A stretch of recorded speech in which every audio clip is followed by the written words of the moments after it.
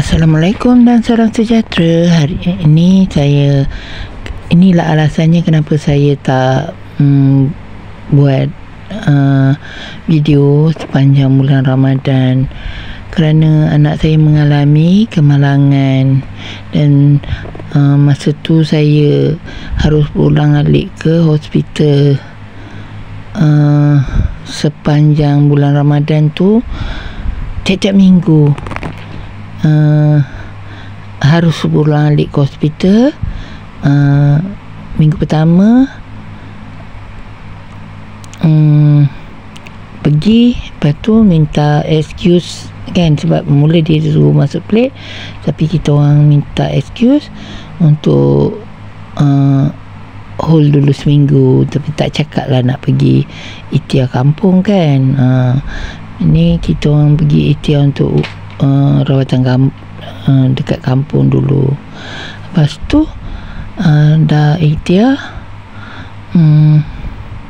still rasa macam lambat, sebab anak saya tak nak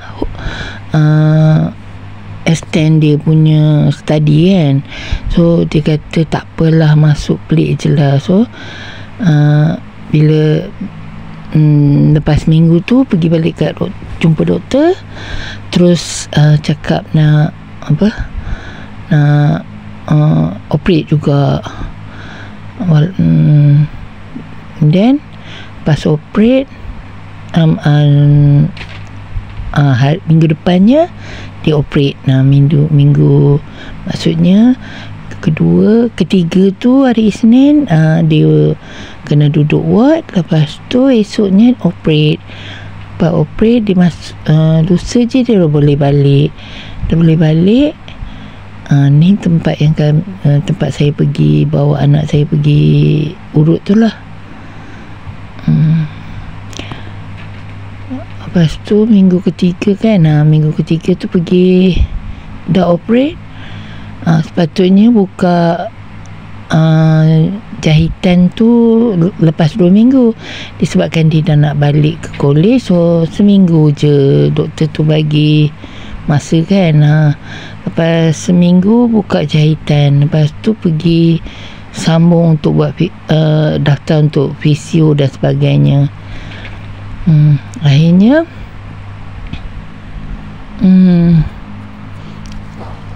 double plate. Dia pun senang hati. Sekarang ni dia sambung buat fisio dan rawatan susulan. So sekarang ni dia pun dah habis cuti raya. Hari Sabtu selepas cuti raya tu dia dah balik mula ke college. Terima kasih Angah dah banyak berkorban untuk bawa adik pergi buat rawatan. Terpaksa bercuti kan untuk bawa adik pergi, untuk bawa kakak pergi buat rawatan. Okay, jasa Angah tak terbalas dengan RM1 dan tenaga. Okay, terima kasih banyak-banyak. Dah lepas cuti raya dia pun balik ke Perlis semula. Tapi saya susah hatilah, sebabnya risau nanti dekat sana siapa nak bantu dia, sebab dia nak ikat rambut tak boleh, nak betulkan tudung, nak pin tudung tak boleh. Jadi itu yang buat saya susah hati. Tapi nak buat macam mana kan, dah terpaksa. Nak tak nak dia harus sarungi juga. Tapi buat masa ni dia cakap Alhamdulillah, dekat sana pun dia dah ni dengan pihak UiTM, dia orang bawa dia pergi fisio dan buat rawatan. Alhamdulillah dah semakin baik.